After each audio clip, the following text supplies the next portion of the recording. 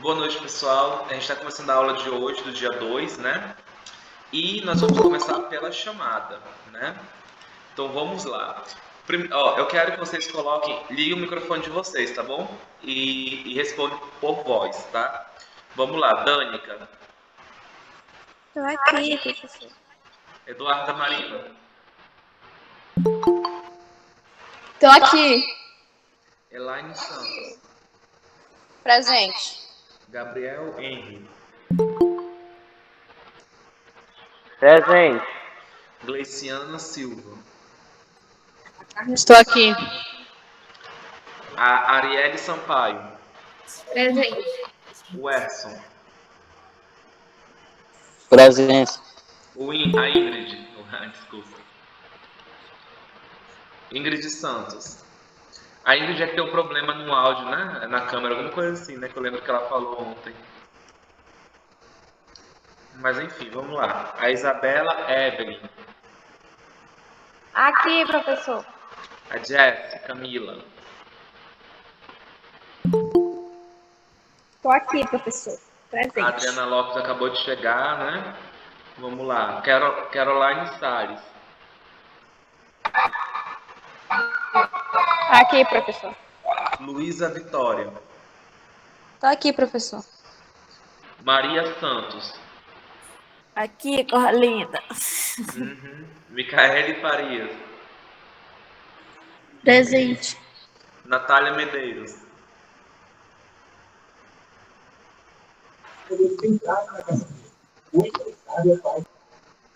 Tá, Noemi.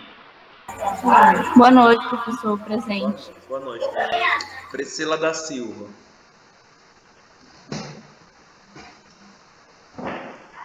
Presente, professor. Presente. Que foi, filho? O que aconteceu? Presente. Enfim, vamos lá, pessoal. O Rafael Pereira. Boa noite, professor. Presente. Ok, Rafa. A Rita de Cássia. Boa noite. Boa noite. Gil.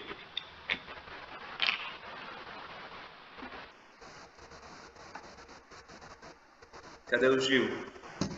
Tá por aí, será?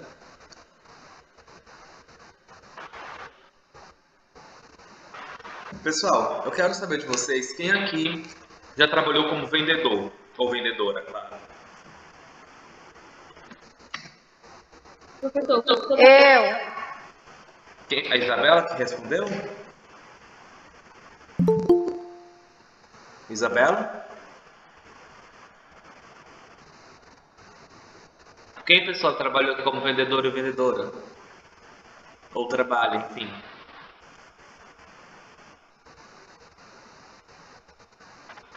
Menino. Gente. A Isabela. Isabela, tu trabalhou ou tu trabalha?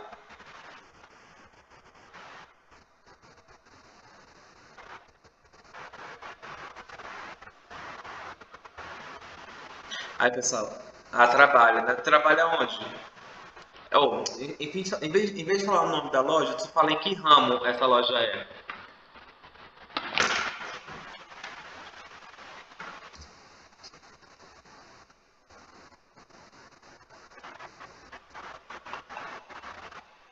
Ah, ela vende roupas, tá certo. Tá bom, então.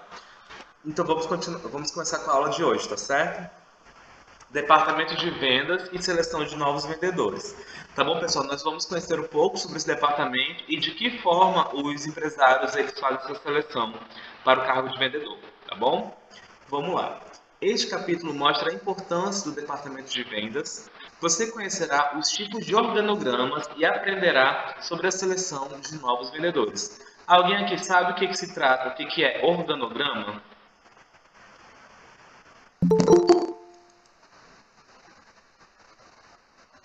Hein? Sim ou não?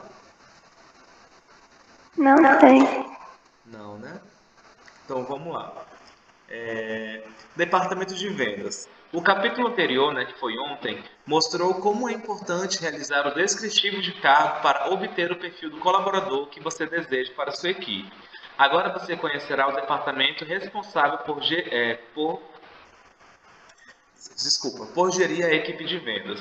O departamento de vendas é o setor responsável por elaborar e implantar estratégias comerciais, objetivando a satisfação do cliente e, consequentemente, o aumento do faturamento. Esse departamento atua como cérebro, controlando, mantendo e criando novas estratégias de formas de vender. Estratégia mais equipe motivada é igual a vendas. Tá? As funções. Atualmente, algumas empresas têm terceirizado a equipe do departamento de vendas para reduzir custos.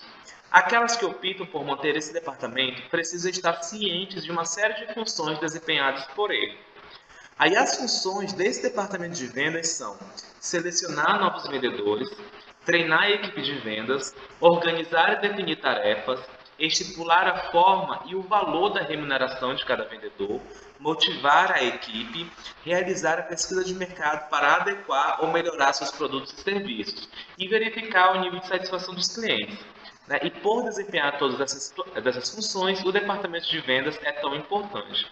Pessoal, e mesmo tendo esse departamento uma funcionalidade, né, muito importante dentro da empresa, as empresas não aderem a isso. Dificilmente vocês veem um departamento específico de vendas.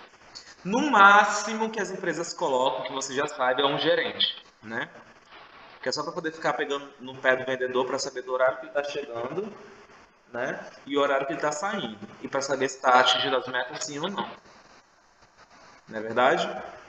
Então, gente, o departamento de vendas, ele não é somente isso, de ficar cobrando metas, ele não é somente de ficar ali cobrando o horário certinho do cliente. E sim, como vocês viram, todas as funcionalidades, né, de organizar e definir as tarefas.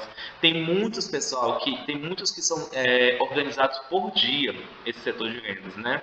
Principalmente uma outra coisa, treinar a equipe de vendas. Pessoal, hoje em dia, tem muitas empresas que procuram, por exemplo, escolas como a minha, né, de cursos profissionalizantes, para poder capacitar suas equipes. Por quê? Às vezes, é porque os funcionários dentro da empresa eles não estão capacitados para poder dar essa capacitação, ou então porque eles não têm tempo para poder fazer. Tipo, para poder elaborar uma apostila, para poder. E também porque a empresa de vendas não pode emitir certificação, né? Porque geralmente quando o funcionário quer, ele quer um certificadozinho de participação algo parecido.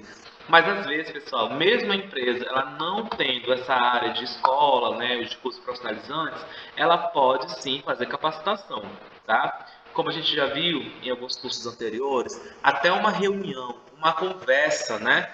Isso já, querendo ou não, já é tipo de uma capacitação, um desenvolvimento, né? Às vezes pode ser um desenvolvimento social, profissional, né? Enfim, tá certo? Mas, pessoal, principalmente motivar a equipe tem que ter isso. Eu quero saber de vocês aqui, quem de vocês já trabalhou em algum lugar que vocês se sentiram desmotivados para poder trabalhar?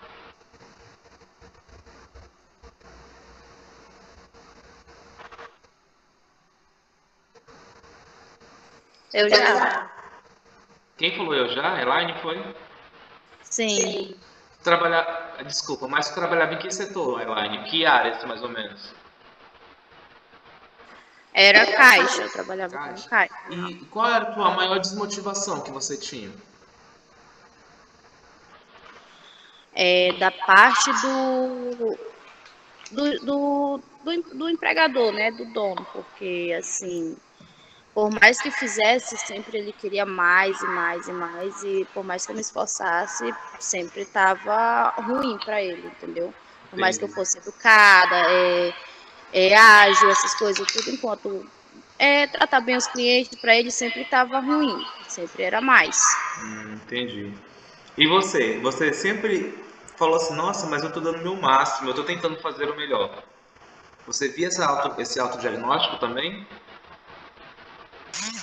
Sim, sim, da minha parte sim, porque eu sempre fiz que nem. Eu gosto de trabalhar com atendimento ao cliente.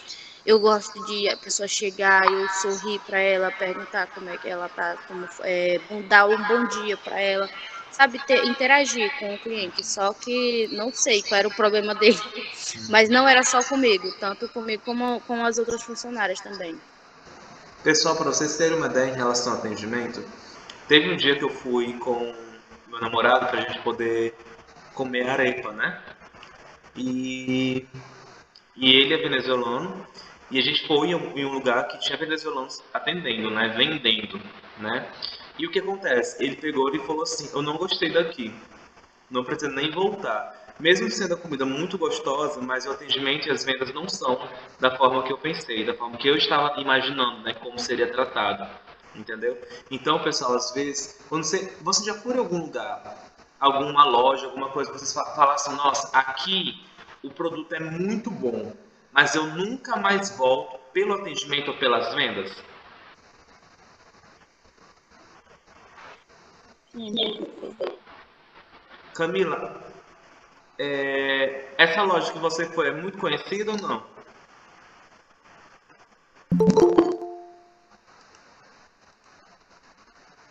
Oi? Deu uma travada aqui. Eu não escutei, desculpa, Camila. Deu uma travada aqui no Ah, telefone. tá. E essa loja ela é conhecida? Não muito, professor. Não, É mas os lógico. produtos são bons. Oi, professor, desculpa ter chegado atrasado. Tudo bem, Daniel, sem problema. Boa noite, Jonathan. Então, pessoal, é isso, tá? Vamos lá. Para ver na prática por que o sucesso de uma empresa está diretamente ligado a esse departamento, acompanhe o caso do ateliê musical, tá? Desde que assumiu a empresa, Jorge tem se desdobrado, só um minutinho, desdobrado para acompanhar de perto cada área do ateliê. Mas agora, com seus filhos ajudando, percebeu que teria mais tempo para desenvolver novas estratégias de venda. Organizar o departamento de vendas foi uma das atitudes de Jorge para consolidar sua empresa no mercado. Paula, sua filha, tem sido seu braço direito nessa nova fase. Ajudou-o a realizar os descritivos de cargo e a definir o perfil de vendedor que se adequa ao estilo de venda do ateliê. Agora, eles farão o organograma da empresa. Agora nós vamos ver sobre o organograma, tá? O organograma é uma ferramenta muito utilizada pelas empresas para representar a estrutura formal, organizar e direcionar as funções dos seus colaboradores, tá? Não é apenas uma ferramenta utilizada para representar a hierarquia, tá? Pessoal, o organograma, eu vou mostrar para vocês o que se trata o organograma aqui. O organograma é isso. Vocês já viram em alguma loja ou empresa? Sim ou não? Sim, professor, já vi. Sim, né? Olha, o organograma, ele também serve, lógico, né, para poder falar sobre a hierarquia da empresa. Ou seja, quem tem os cargos de chefia, quem é dono de empresa, fica acima, e as pessoas que estão trabalhando no operacional ali, eles ficam embaixo, né? Por exemplo, deixa eu ver se consigo abrir aqui um site rapidinho, para poder te mostrar o organograma aqui que eu fiz. Deixa eu ver se está válido ainda, né? Porque eu fiz o organograma lá do Conselho de Contabilidade. Deixa eu ver aqui se ainda tem no site para poder mostrar para vocês. Professor, Oi. eu vou dar uma saída que está travando muito, eu vou reiniciar meu celular e eu entro de novo. Tudo bem, sem problema. Tá, calma aí rapidinho.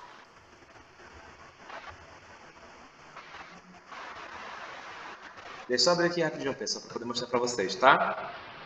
Só um minuto.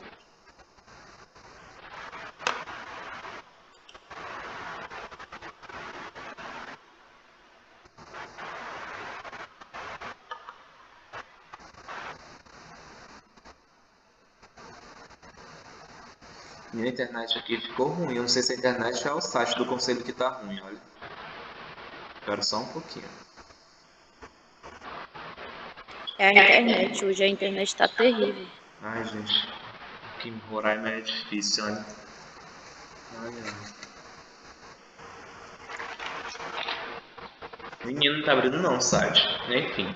Então vamos voltar para essa apostila mesmo aqui, né? Bom, pessoal. Abriu. Estrutura organizacional. Deixa eu abrir aqui.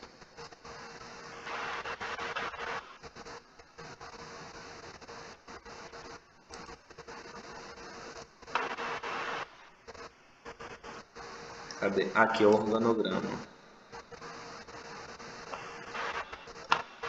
Olha.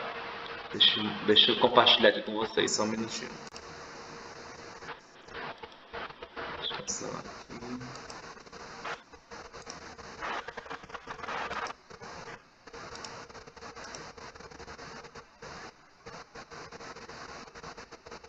Vocês estão vendo? Sim. Isso aqui se chama o organograma. Por exemplo, aqui em cima, né? Ele fala do... Só um minuto. O TRED, que é tipo um departamento dentro do conselho que ele fica ligado junto com o plenário. Ou seja, pessoal, o plenário lá no conselho, eles são os conselheiros que todos são contadores e alguns técnicos de contabilidade. Ou seja, ele está no patamar maior, né? Ou seja, eles que representam a classe dos contadores aqui em Roraima. Então, eles estão na parte mesmo acima. Depois do plenário, ele vem o quê? Ele vem o conselho diretor. Tá? Esse conselho diretor são os conselheiros, né, que são escolhidos para representar eles como os vice-presidentes. Por exemplo, o vice-presidente do Desenprof, que é do desenvolvimento profissional, a vice-presidente administrativa, a própria presidente também entra nele, entendeu? Todos esses vice-presidentes, eles são do conselho diretor. Então, o que acontece? Então quer dizer que um conselheiro, ele tem um cargo inferior ao conselho diretor? Não. Porque, assim, se juntar todos os conselheiros, eles conseguem tirar o presidente, eles conseguem tirar qualquer vice. Então, por isso que o plenário, que são todos os conselheiros representando os contadores aqui de Roraima, eles conseguem tirar algum conselheiro, até mesmo que faça parte do conselho diretor, tá? Depois disso vem a presidência, tá certo? Aí, pessoal, a presidência ela está ligada diretamente com a diretoria executiva. Ou seja, a diretoria executiva era eu na época, né? Eu era o diretor executivo, tá? Depois do diretor executivo, aí eu vim aqui. Eu era chefe do setor de fiscalização e ética, do setor de registro, o setor de contabilidade, o setor de comissão permanente de licitação, o setor financeiro, setor de cobrança, setor de informática e setor jurídico, né?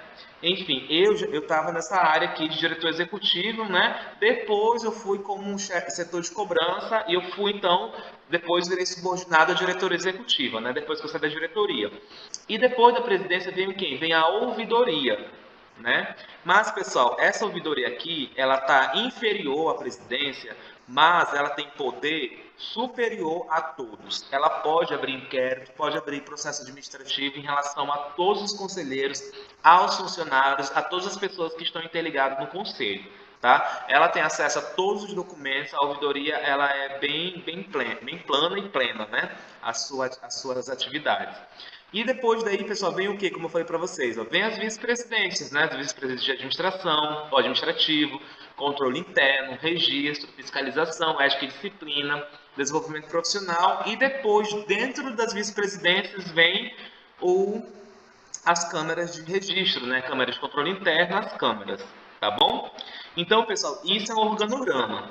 Isso aqui que eu coloquei para vocês é um modelo de organograma de órgão público, mas existe também o organograma de órgão privado, tá certo? Alguém aqui já viu algum organograma de órgão privado? Sim ou não?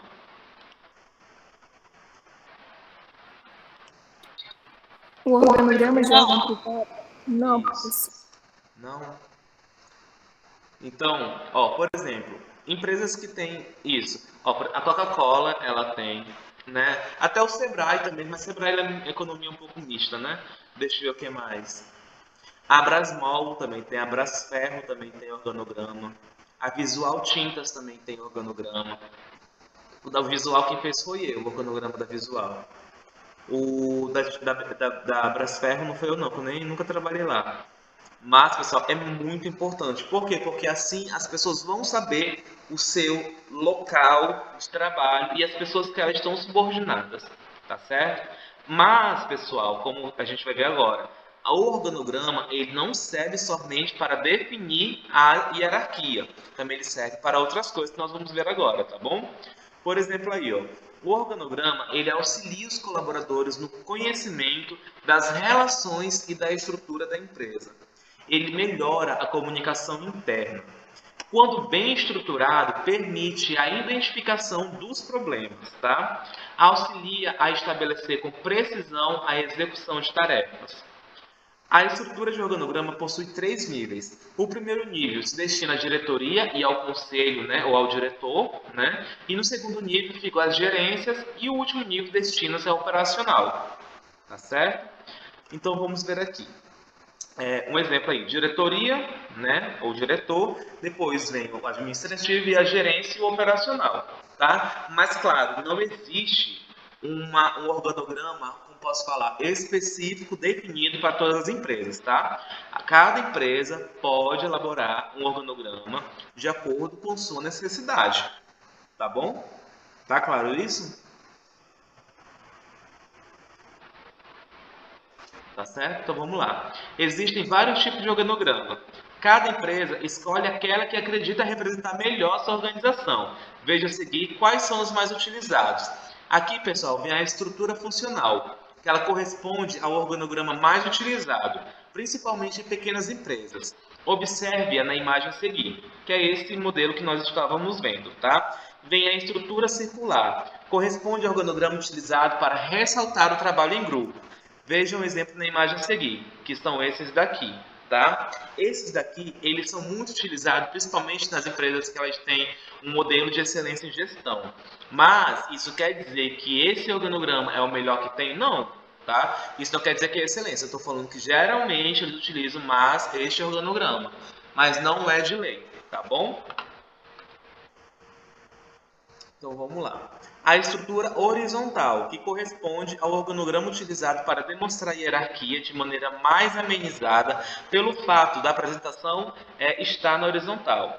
Ela está representada na figura a seguir, tá? Atenção! O organograma dá ao empresário uma visão de como estão distribuídas as funções da empresa, tá certo? No ateliê musical, a equipe de vendas ia crescer. Então, Jorge e Paula fizeram o organograma da empresa. Veja na imagem a seguir como ele ficou. Olha aí, por exemplo, tá vendo? O diretor é o Jorge, né? Aí depois ele colocou o administrativo e financeiro. Ficou o Jorge, ele mesmo, e a Paula Silva. A produção ficou ele. O departamento de vendas ficou ele e a Paula. E os vendedores, a Paula, o Rodrigo e o novo vendedor. Pessoal, aqui tem quantos funcionários? Tem o Jorge, a Paula, o Rodrigo e o novo vendedor. Tem 4. A empresa ela é pequena, mas ela está bem estruturada, está de uma forma que qualquer pessoa que for ver esse organograma vai entender da forma que essa empresa funciona. Tá certo? Então, bem, atenção!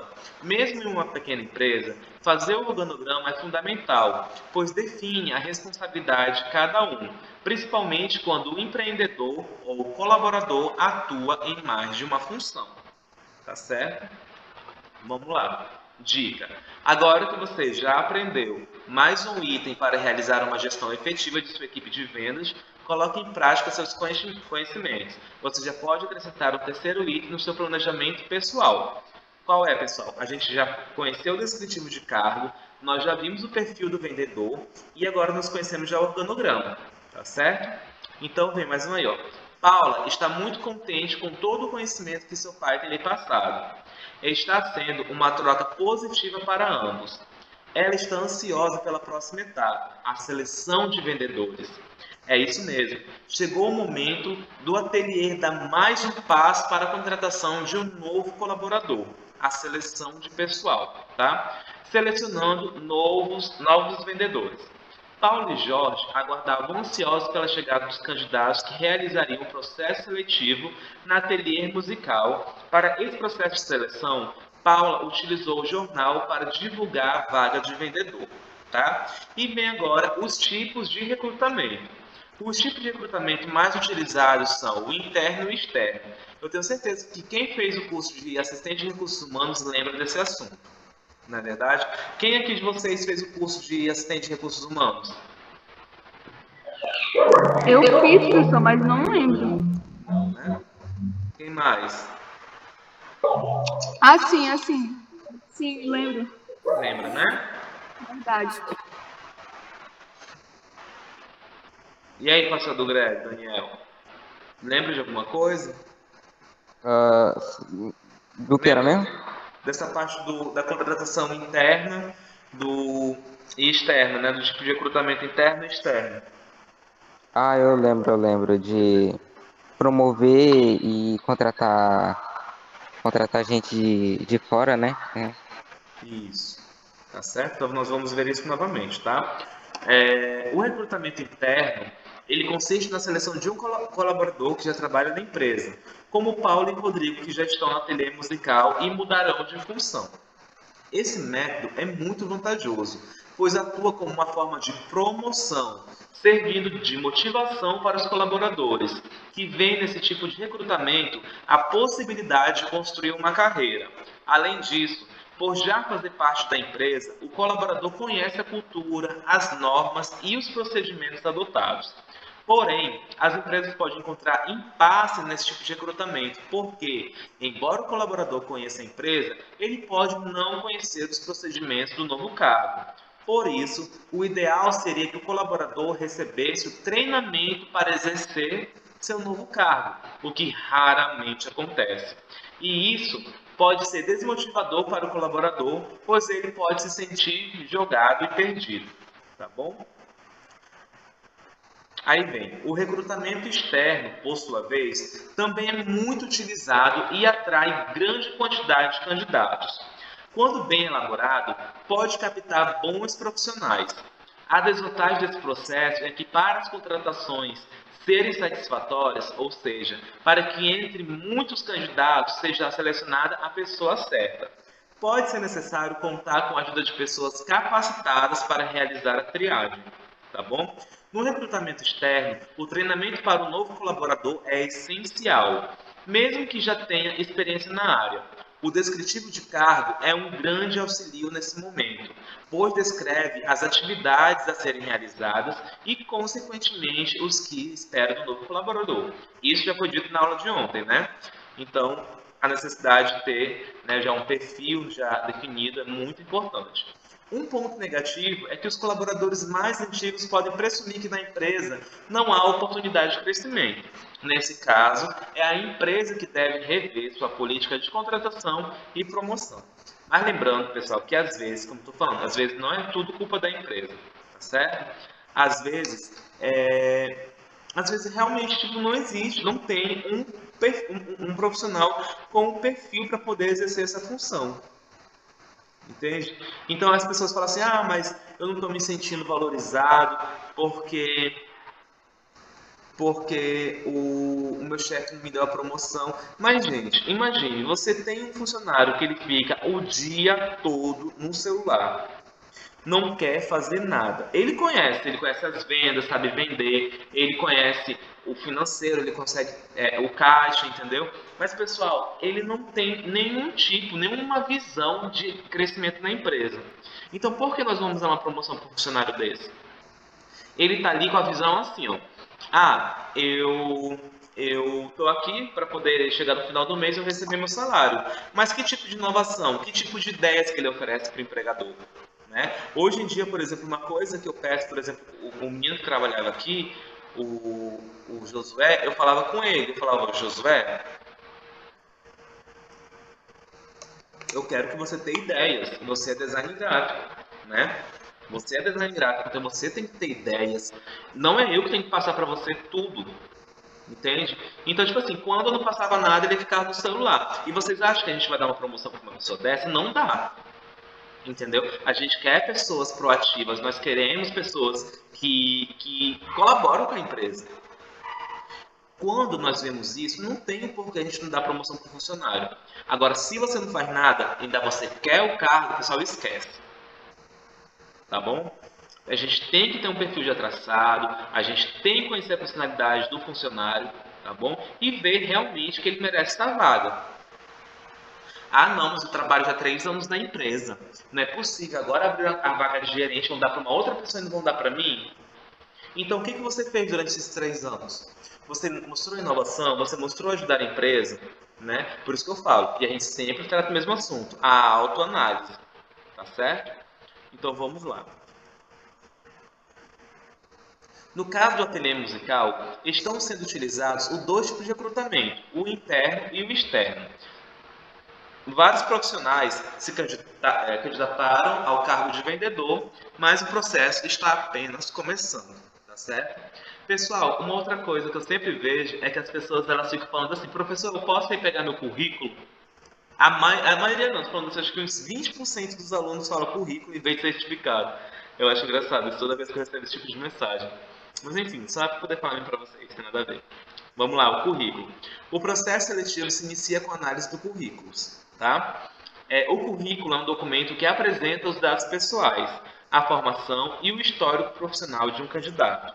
Ele é composto por 3 partes: identificação, qualificação e histórico profissional. Tá? A identificação apresenta os dados pessoais, como nome, endereço e telefone. Tá? A qualificação mostra a formação acadêmica e os cursos de qualificações realizados. Tá? E o histórico profissional lista as mais recentes empresas nos quais o candidato trabalhou. Pessoal, eu quero fazer uma pergunta para vocês. Para um cargo de vendedor, o currículo ele tem que ser direcionado à vaga, tipo enxuto mesmo, ou você tem que colocar tudo que você tem dentro do currículo? Fazer um currículo grande. O que vocês acham?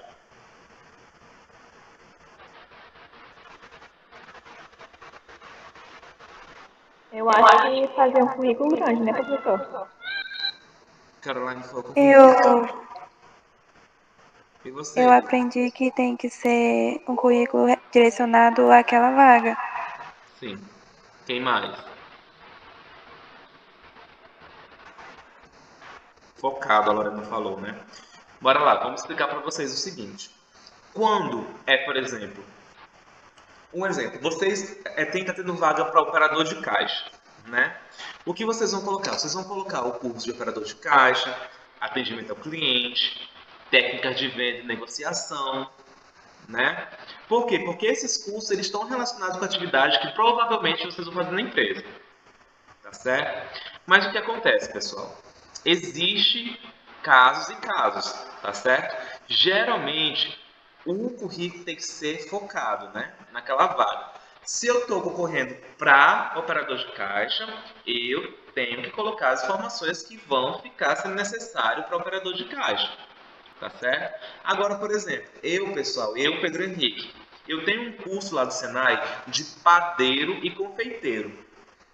Juro para vocês, de 1 ano, 800 horas a carga horária, esse curso. Vocês acham que eu já usei esse currículo, esse certificado para algum lugar?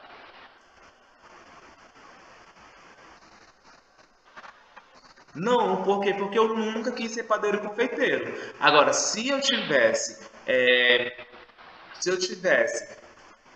tendo essa vontade de trabalhar nessa área, eu com certeza colocaria, né? Mas, gente, eu sempre trabalhei na área administrativa. Então não tem por que colocar padeiro e confeiteiro. Tá certo? Agora vem o outro porém, pessoal. O que acontece no meu caso, né? Eu sempre, assim, sempre não, deixa eu ver, a partir de quando? Desde 2016. Foi 2016? Acho que 2016. Eu sempre coloquei meu currículo quando eu quis trabalhar na empresa privada para cargo de gerente, né?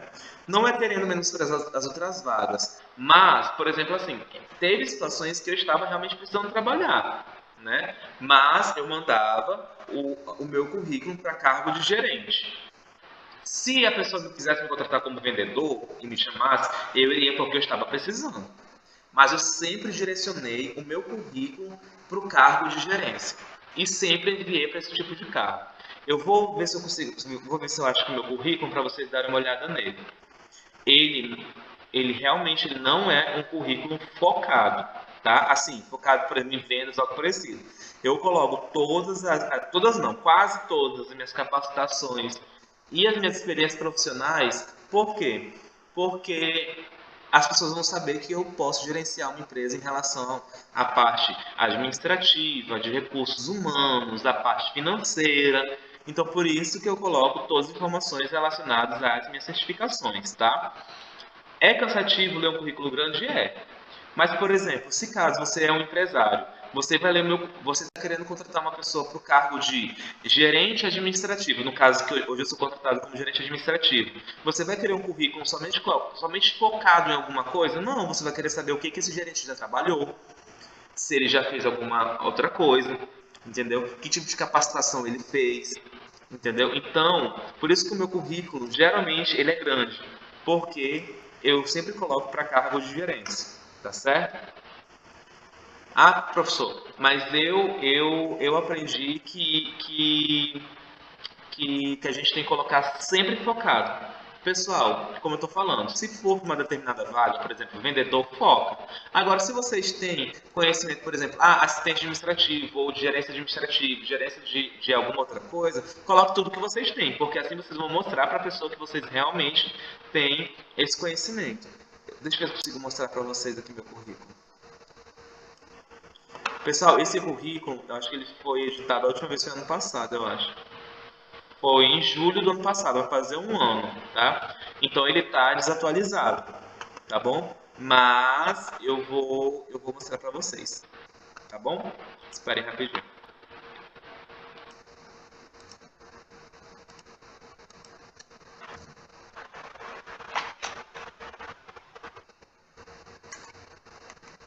Vocês estão conseguindo ver? Sim ou não? Sim, tem como ver seu currículo. Então vamos lá. Ó, pessoal, aqui na parte inicial coloquei os dados. Coloquei o endereço, coloquei a data de nascimento, os telefones, né? Eu sempre coloco mais de um, nesse caso aqui é o meu e o da minha mãe, caso precise, né, ligar. O meu e-mail, tá? Eu coloquei o registro profissional, que é o número do meu CRA como administrador, e coloquei o meu currículo Lattes, tá? Que é um currículo mais para pesquisador, tá? Aí aqui, formação. Pós-graduado em mídias na educação, Universidade Federal do Amazonas. Aqui está errado. Esse currículo está desatualizado, porque eu já ajeitei isso, tá? É finalizado em agosto de 2019. Nível superior completo, bacharel em administração, Universidade Federal do Amazonas. Técnico em esporte e manutenção de computadores, Escola Estadual Major Alcides. Aí vem, experiência profissional. Todas as minhas experiências aqui, tá? Algumas, na verdade, não coloquei todas, só algumas experiências. Aí eu coloquei experiência complementar, ou seja, as experiências que não estão na minha carteira de trabalho, mas que possam me ajudar, que vão me ajudar. Por exemplo, voluntário como auxiliar de serviço de eventos nas Olimpíadas do Rio 2016.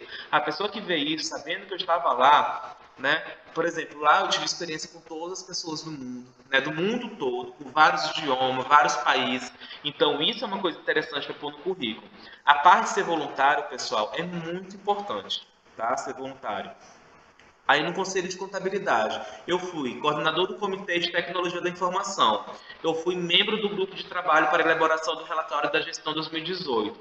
Eu fui coordenador da comissão de elaboração do Plano Diretor de Tecnologia da Informação 2019-2020. Eu fui membro efetivo da Comissão Permanente de Licitação, membro da equipe de apoio da Comissão Permanente de Licitação, membro efetivo da Comissão de Transparência, Autoridade de Monitoramento, membro efetivo do grupo de trabalho para assessorar e acompanhar a elaboração de propostas sanitárias e plano de trabalho do exercício 2018. Fiscal desses contratos tudinho. Vem o idioma, inglês. Compreendo razoavelmente, falo razoavelmente, leio bem e escrevo razoavelmente. Espanhol, compreendo razoavelmente, falo razoavelmente, leio bem e escrevo razoavelmente. Prêmios, eu coloquei os prêmios que eu também já ganhei, né? Primeiro lugar, em prêmio e é o estágio regional, categoria estagiário destaque 2016. Em segundo lugar, no prêmio do estágio nacional, tá? Aqui vem as capacitações profissionais. Eu coloquei todas as capacitações relacionadas, todas não, quase todas, relacionadas à gestão. Por exemplo, licitação tem aí, informática tem aí, né? Digitação, seminário de Empretec, é um dos melhores seminários do planeta até aí, que é feito pelo Sebrae. Gestão, estratégia, gestão disso, gestão. Enfim, todas as partes relacionadas à gestão eu coloquei aí. E coloquei também as capacitações por palestras, tá? E eu coloquei também as notícias e entrevistas que eu já dei. Por exemplo, já dei entrevista para a Folha de Boa Vista e eu já saí também no portal de indústria das agências do IEL, né? Então, pessoal, esse certificado, ele é grande, porém, ele é direcionado para cargo de chefias, né? Cargo de gestão, de gerência, algo parecido, tá? Se no caso eu precise trabalhar como assistente administrativo, vai ser preciso eu colocar essas informações todas? Não, né? Vai ser só colocando lá que eu já fui trabalhando na área administrativa, né? Que eu tenho cursos de capacitações na área administrativa e isso. A Lorena perguntou se a foto ela é obrigatória. Pessoal, foto não é obrigatória, tá? Ninguém obriga ninguém. Vocês já viram aquele negócio que tem na Constituição? Nenhum brasileiro, né, nenhum cidadão é obrigado a fazer nada, a não ser em virtude de lei. Então não é obrigatório, mas é bom colocar, tá bom? Pessoal, eu juro para vocês, eu já peguei currículo de pessoas mostrando os seios, assim, não tem essa parte aqui assim, não sei se vocês conseguem ver, sem ser o peito todo, né? Só essa parte aqui de cima, com o sutiã aparecendo, gente, juro pra vocês. Eu já vi isso, na hora eu desclassifiquei, né? Na hora mesmo, não quis nem papo, nem liguei, nem vi isso. Na hora que eu vi a foto, eu vi que tava mostrando quase o peito todo, eu peguei e tirei. Joguei fora. Entendeu? Porque, pessoal, pelo amor de Deus, vocês estão contratando ali um profissional, né? Coloque uma roupa adequada, tá certo? Pro emprego. Eu não tô falando que mostrar os seios, usar roupa de alcinha não é adequado. É assim, para você andar na rua, para você sair, para poder fazer isso, mas não para poder colocar currículo para emprego, tá bom? Entenderam, né? Então vamos lá. Para essa apresentação e vamos começar a apostila aqui de novo.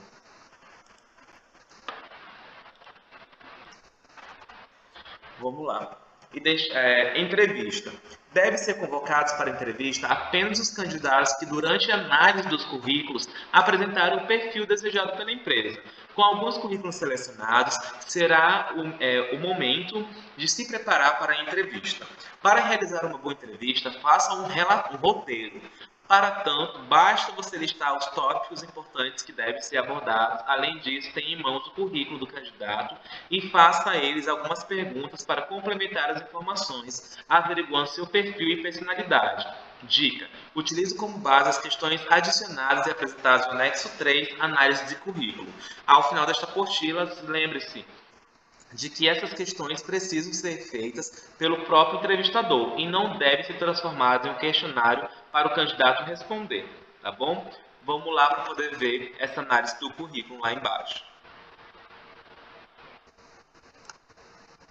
Vem aí, ó, a análise do currículo. As perguntas adicionais e a finalidade. Por exemplo, na identificação. Mora com os pais, família, sozinho ou parente. Qual é a finalidade? Saber com quem o candidato mora. Ajuda a avaliar o seu grau de independência financeira.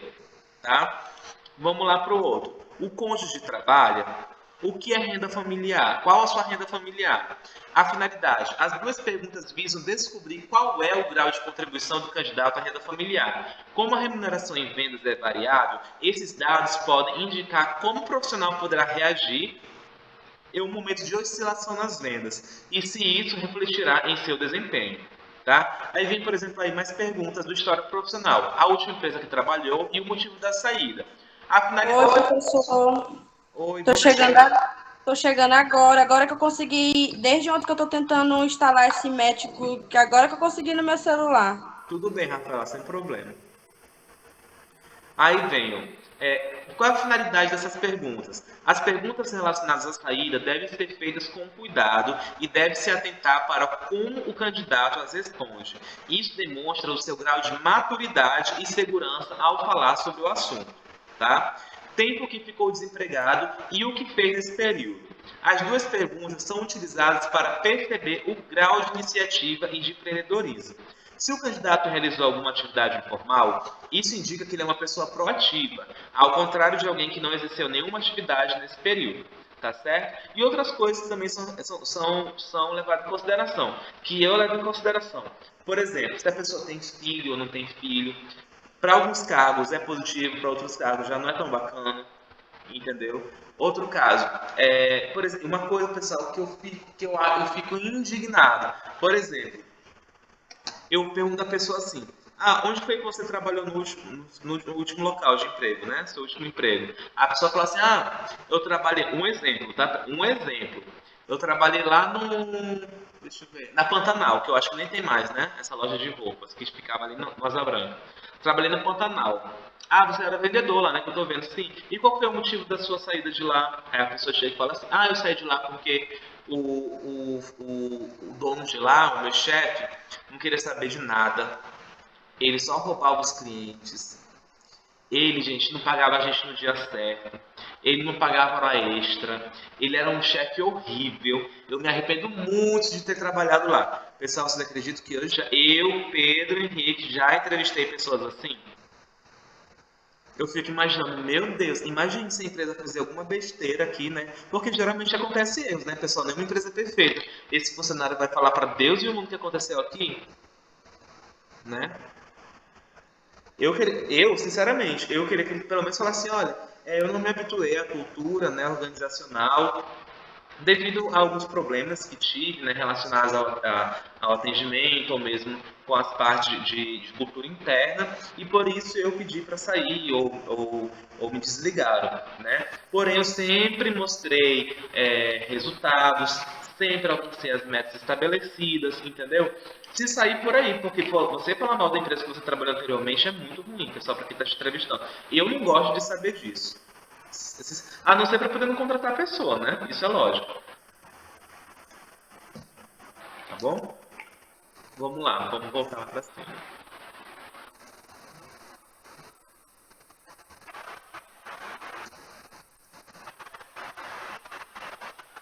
É a página. Qual página que a gente está, pessoal? A página 20, é?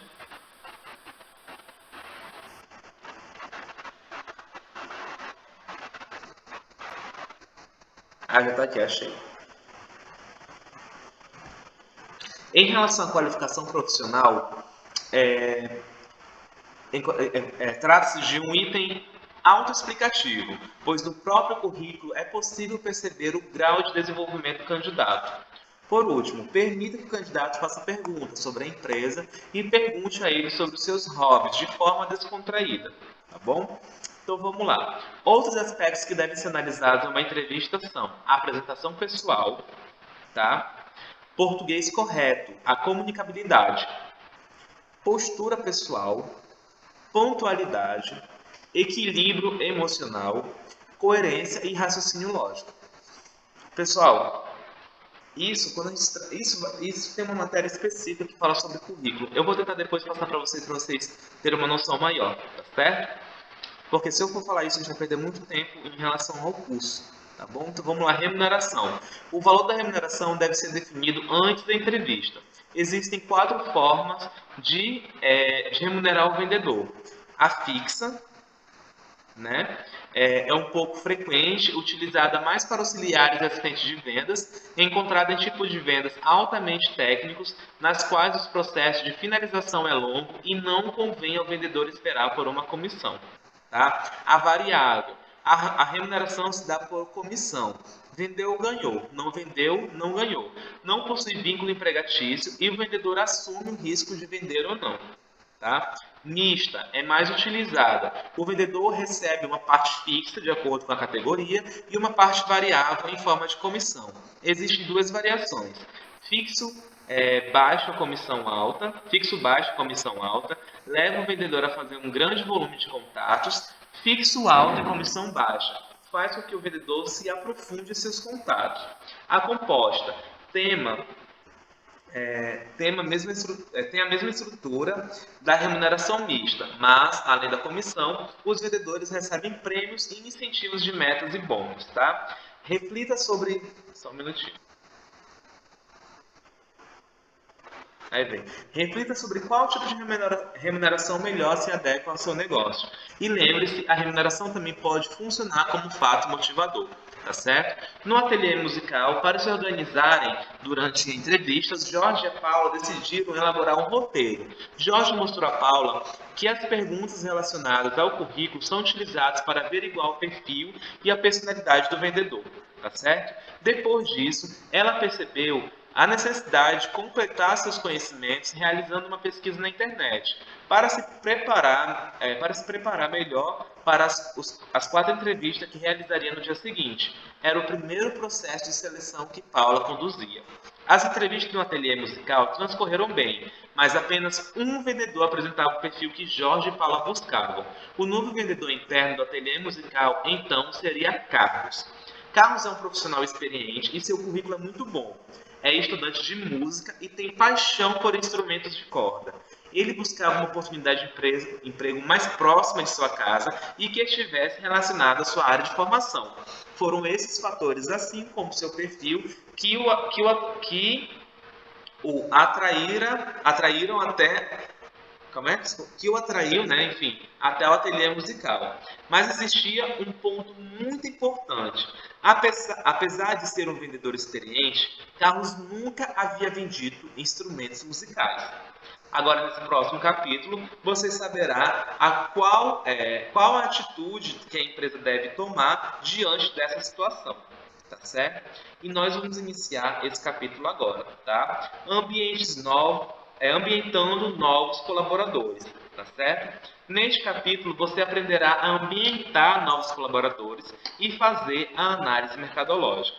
Ambientação. Como mostrou o capítulo anterior, Carlos, vendedor que acabou de ser contratado no ateliê musical, possui experiência na área de vendas, mas nunca vendeu instrumentos musicais. Em momentos como esse, a empresa precisa realizar a ambientação e o treinamento do novo colaborador, tá certo? Para refletir sobre a importância do processo de ambientação de um novo colaborador, imagine que você viajou para outro país e não sabe falar a língua nativa nem conhece ninguém. Como você se sentiria? Sem rumo? Perdido? Desamparado? Sozinho? Confuso? Frustrado? É assim que se sente o colaborador novo, né? Quem aqui, pessoal, já trabalhou de carteira assinada? Já trabalhou em alguma empresa? Eu já trabalhei. A Rafaela, a Gleiciane. Quando vocês entraram, no primeiro dia de vocês, a gente não sente, parece assim, meu Deus, o que eu estou fazendo aqui? Não sei de nada. Assim, né? Relacionado ao emprego, o que eu vou fazer? Você já teve esse problema com vocês, sim ou não? Sim. Sim, pessoal. Até mesmo a gente que está preparado para o mercado de trabalho, a gente tem esse probleminha. Por quê? Às vezes a gente não conhece a cultura organizacional da empresa, a gente não sabe de que forma eles trabalham, então a gente fica meio avoado. Mas claro que a gente vai aprendendo de pouquinho em pouquinho. Tá bom? Que ninguém nasceu já, né, espertão, sabendo de tudo. Tá certo? Então vamos lá. É comum as empresas não se preocuparem com a ambientação de novos colaboradores, principalmente quando eles já possuem experiência na área.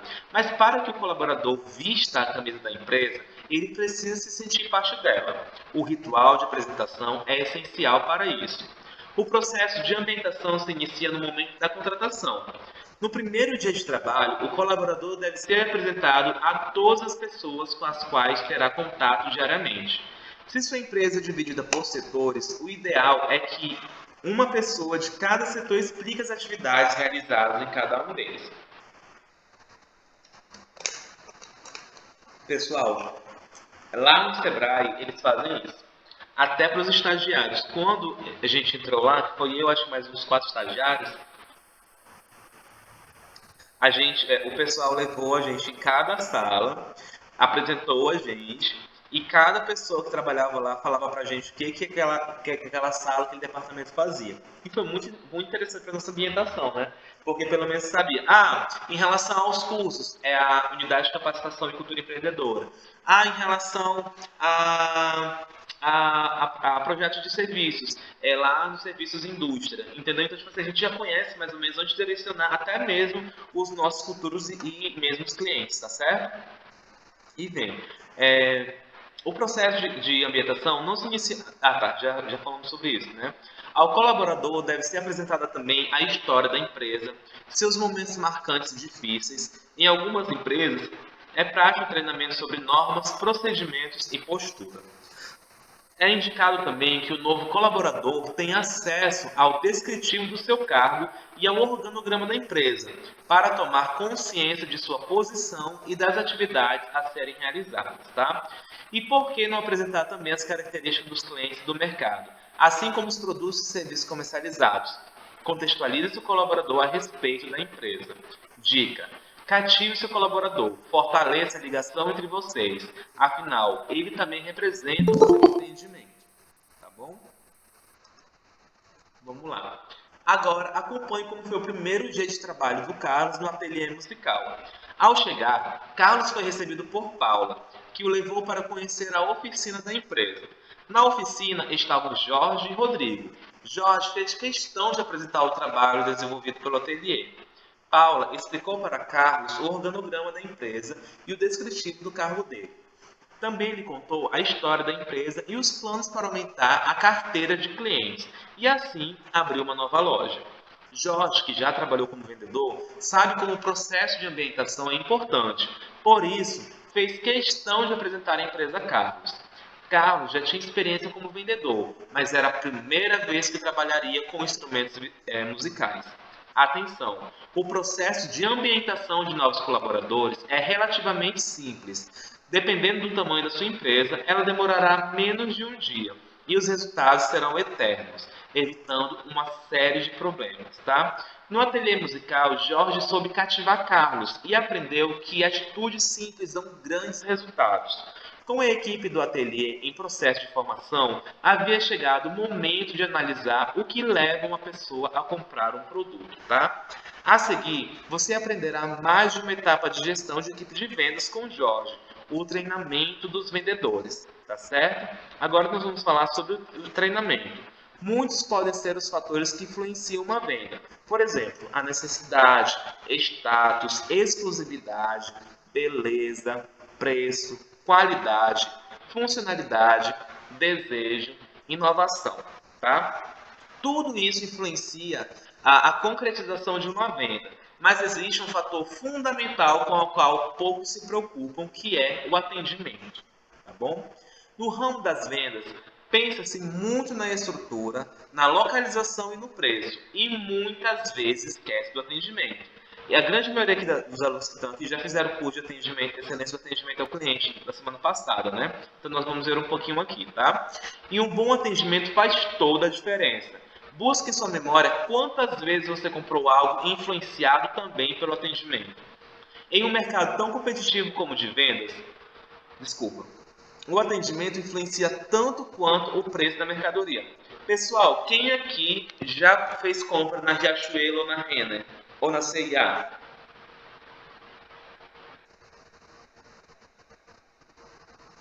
Eu acho que Eu faço direto lá. Toda vez que eu vou no shopping.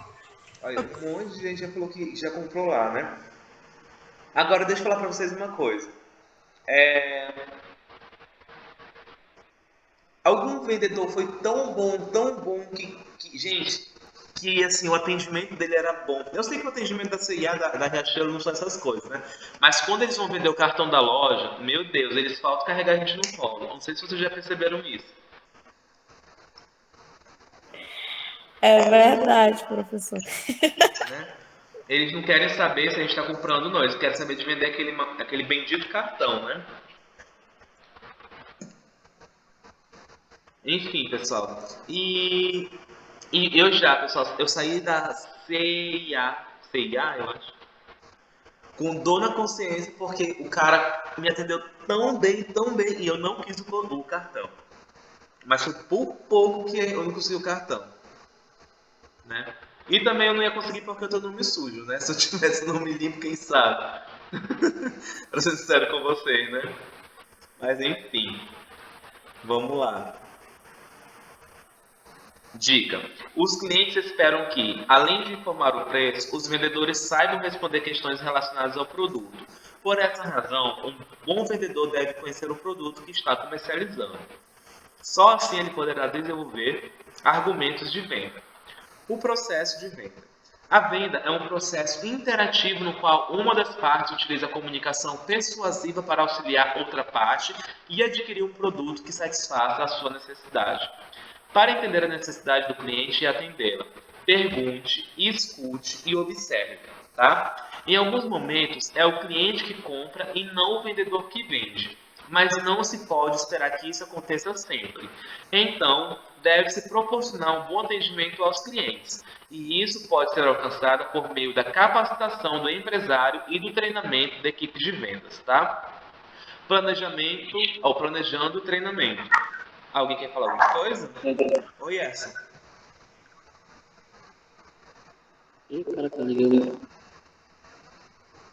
Liguei aqui sem querer, caiu da minha mão o celular.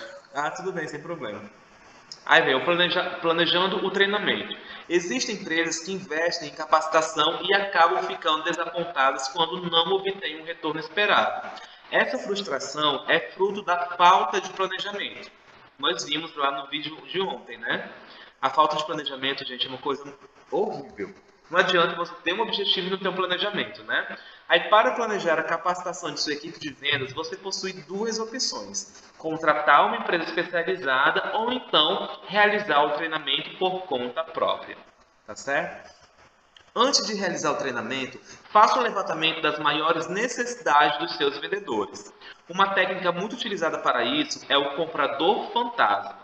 Uma pessoa de sua confiança vai à loja e se passa por comprador, analisa o atendimento e posteriormente descreve o comportamento dos vendedores para você. Alguém aqui já passou por isso? Sim ou não?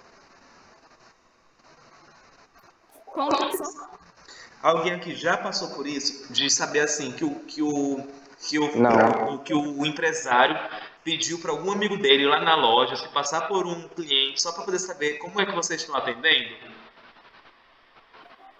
Eu nunca. Não? Eu nunca participei disso daí, não, mas eu já vi em realities. Já, né? Pessoal, pessoal, eu juro pra vocês que eu fazia isso quando eu era gerente. Na verdade, hoje em dia eu não faço tanto, né? Que eu sou gerente ainda. Mas eu fazia muito isso. Mas hoje em dia, sabe o que eu não faço? É porque o dono lá da empresa, ele faz isso sempre. Ele faz isso sempre. Tá bom? Pessoal, já tá acabando, pessoal, tá bom? Eu acho que uns 5 minutos já acaba a aula, não se preocupem não, tá bom? Fiquem aí, só mais um pouquinho. Vamos lá. Depois de conhecer as carências de sua equipe, você poderá planejar o treinamento. Alguns itens que devem ser observados são: o que se pretende obter com o treinamento? Quem deve ser treinado? Onde será o treinamento? Como o conteúdo será abordado? Como avaliar o treinamento? Dica para o treinamento eficaz. Clima geral. O treinamento deve ser conduzido de forma leve e amigável. Isso favorece o aprendizado. O local deve ser bem iluminado, confortável e capaz de acomodar todo mundo.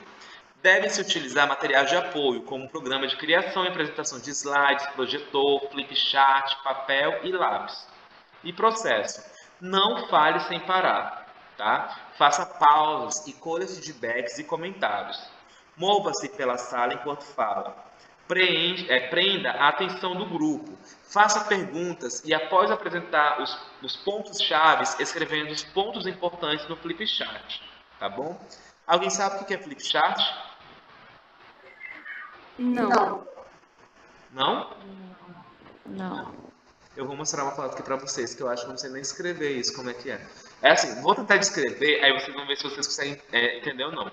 O flipchart, pessoal, é tipo um objeto que ele segura aquelas folhas papel 40.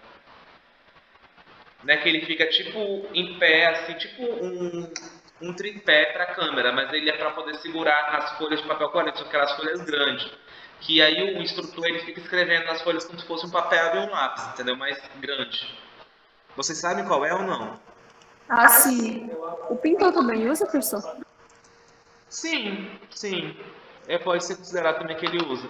Só não sei se necessariamente o nome disso é flipchart para eles, tá?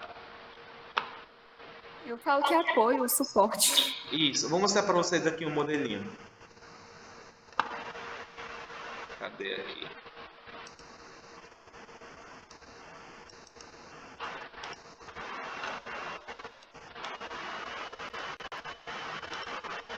Deixa eu mostrar aqui, rapidinho.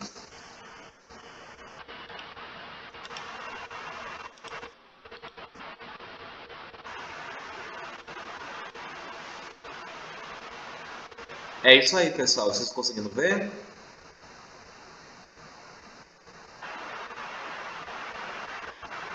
Estão conseguindo ver, pessoal? Sim ou não? Sim, Então pronto. Isso aí é um flip chart, tá bom? Então agora todo mundo já sabe o que é flip chart. Vamos lá. Tenha em mente que a estrela do treinamento é a equipe, não você. Desenvolva um roteiro para se orientar durante o treinamento. Mantenha um tom de voz que permita a todos escutar. Se necessário, utilize o microfone. Fale olhando para o grupo. Brinque com as pessoas, mas não conte histórias longas. Forneça uma apostila ou algum material que possa ser consultado depois do treinamento. Estabeleça um momento para perguntas e respostas. Esteja certo de que os materiais criados por você estão de acordo com o objetivo da atividade. Elabore uma forma de medir o aproveitamento dos participantes. Estruture questões como estas. Em sua opinião, como estão os materiais quanto à clareza? Que utilidade prática teve para você os conceitos e conhecimentos expostos? Qual nota você daria ao treinamento? Tá bom? Então, bem, alguns dos treinamentos mais indicados aos vendedores são orientações sobre o produto, técnica de abordagem, técnicas de vendas, como superar objeções, técnica de fechamento de vendas, como fidelizar o cliente após venda. No ateliê musical, Paula aprendeu com Jorge que para se tornar um bom vendedor são necessários dedicação, ética e profissionalismo. Assim, ela participou de vários cursos para se aprimorar como vendedora. Rodrigo e Carlos estão ansiosos para realizar o treinamento e começar a atender os clientes. Tá? Mesmo tendo experiência como vendedor, Carlos nunca havia trabalhado com instrumentos musicais. Já Rodrigo herdou do pai o gosto pela fabricação dos instrumentos e decidiu que, com as novas metas do ateliê, ele poderia crescer profissionalmente e ajudar a empresa. Jorge, conhecendo a importância e a necessidade de se treinar novos vendedores, conduziu Carlos e Rodrigo por um tour pela oficina, explicando como eram fabricados os instrumentos.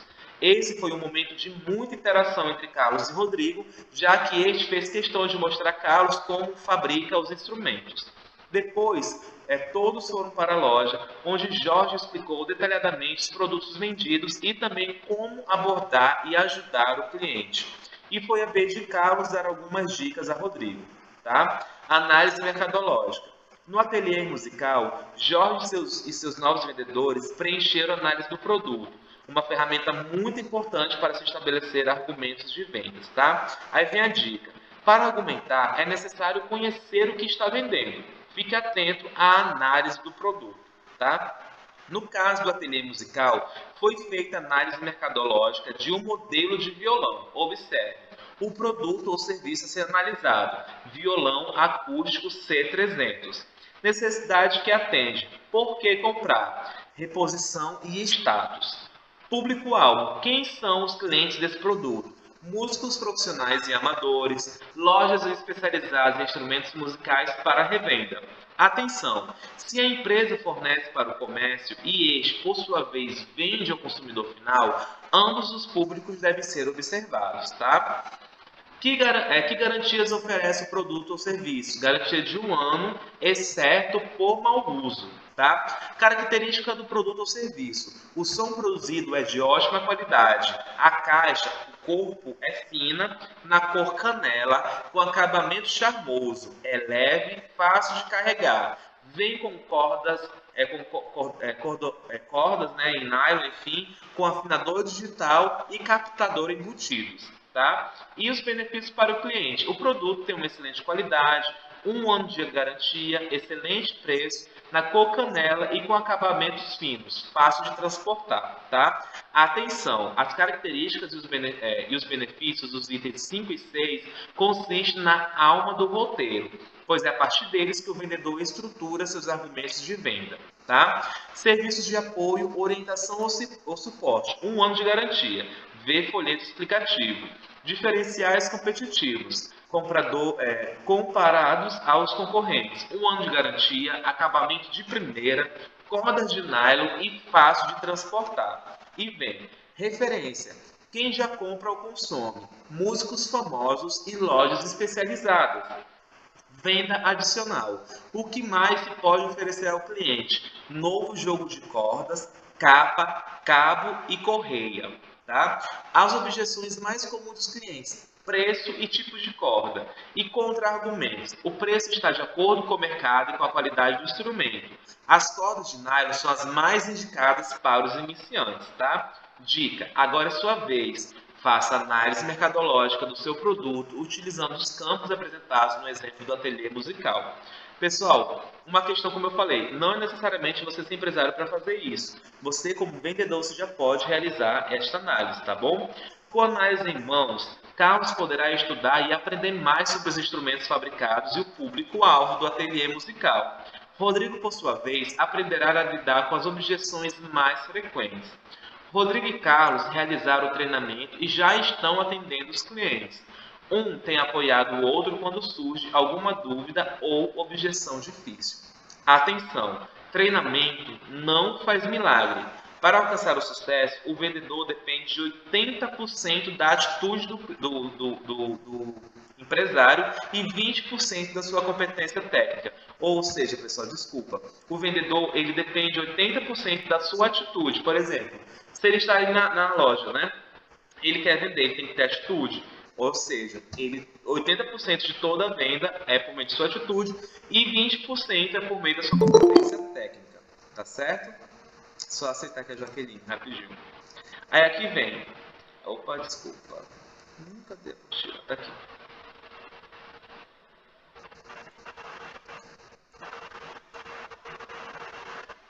Bom, a gente está finalizando. Está faltando só 2 folhinhas, tá?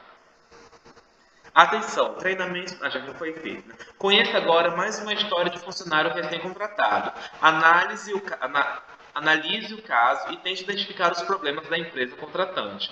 Aderbal é um vendedor recém-contratado por uma loja de peças de carro. Ele iniciou suas atividades há poucas semanas e já está desanimado. Os produtos eram bons, os preços competitivos, porém a empresa parecia mais confusa do que ele tinha percebido nos contatos iniciais. Por 2 vezes, os pedidos encaminhados foram devolvidos porque faltavam dados importantes para empresas e clientes. Tá?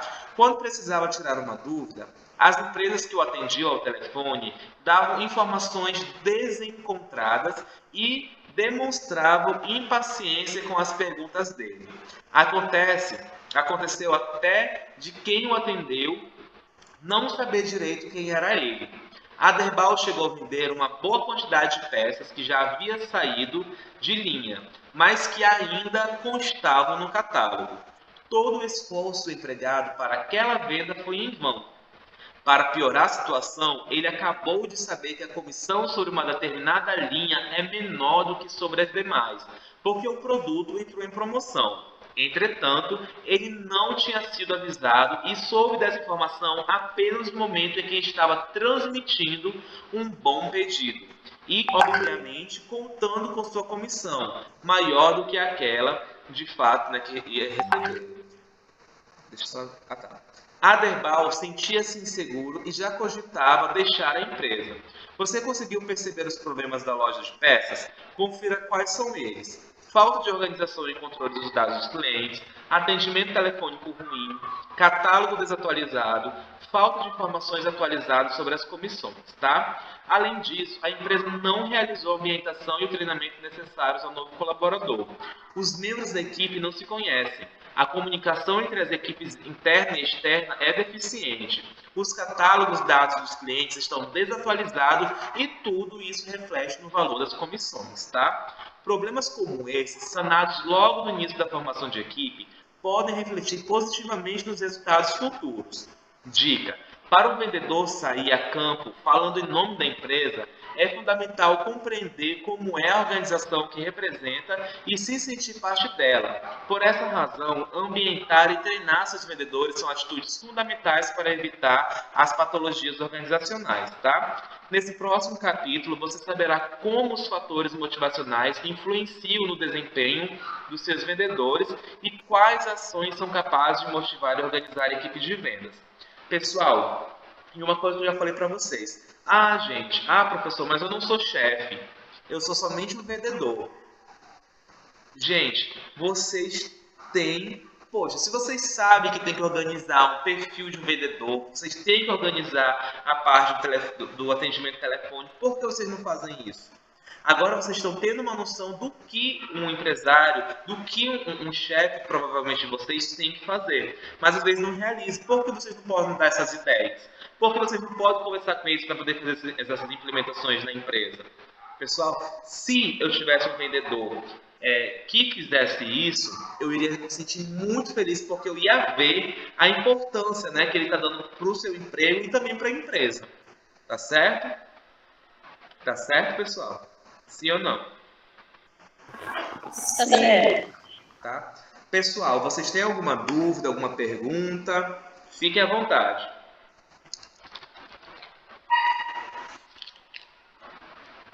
Não?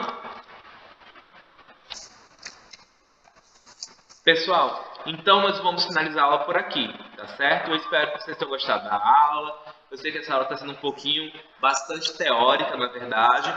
Mas nós vamos ver a prática no sábado, né? E também na sexta-feira nós vamos ver modelos de atendimento de vendas, tá certo? Tá bom? Então é isso, pessoal. Muito obrigado por vocês terem ficado até agora. Daqui a pouquinho essa aula já vai estar disponível no YouTube para quem quiser revê-la, tá bom? Beijão a todos e até a próxima aula. Até amanhã, tá bom? Esqueci. Agora que eu lembrei, pessoal. Eu quero perguntar de vocês, eu vou fazer aqui uma pergunta. Vocês vão falar sim ou não. Não sai agora, por favor. Senão vocês não vão participar. Não sai. Então, um monte de gente saiu. A Caroline saiu já, enfim. Tá bom. Meu Deus, não saiu, o pessoal tá saindo. Estarei rapidinho. Quem tiver online vai me responder.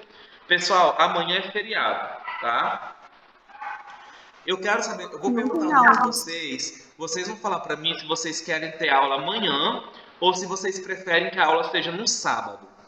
A gente vai ter 2 aulas no sábado ou preferem que a aula seja amanhã. Tá bom? Tá entendido? 2 no sábado? Por quê? É porque eu já falado ontem, Daniel, que sábado, como não teve aula segunda-feira, a aula vai ser no sábado, 2 horas da tarde. E vai ser uma aula prática, ou seja, nós vamos só fazer vendas no sábado, tá certo? Mas o que acontece? Amanhã é feriado. Por mim, não tem nenhum problema dar aula amanhã. Mas eu quero saber de vocês se a gente dá 2 aulas no sábado ou a gente dá aula amanhã normalmente, tá bom? Amanhã mesmo. Aí, Por mim, amanhã. eu vou perguntar de vocês agora. Calma aí, vou perguntar de um por um, tá bom? Vamos lá. Alana, você prefere o quê? Professor, como assim, eu prefiro na amanhã, porque no sábado eu fico um pouco mais ocupado. Tá bom. O Arif, prefere amanhã ou sábado? Amanhã, professor. A Camila Fontinelli. Amanhã. Tá. Dayana Silva. Eu Aham. Tô aqui. Eu tô perguntando se prefere aula amanhã ou sábado. Amanhã? Amanhã. Tá certo, vamos lá. Eduarda Marina. Amanhã, professor. Elaine Santos. Amanhã também. Gabriel Henry. Amanhã. Gabriel Roberto. Gleiciana Silva. Amanhã. Erson. Amanhã. Ingrid. Amanhã. Pessoal, já teve mais da metade dos alunos presentes. Então, vai ser amanhã mesmo a aula, tá bom? Então é isso, pessoal. Beijão e até amanhã. Tchau, tchau. Boa noite pra vocês. Tchau. Tchau, professor. Boa noite. Boa noite, pessoal. Tchau, professor. Boa noite. Boa noite, professor.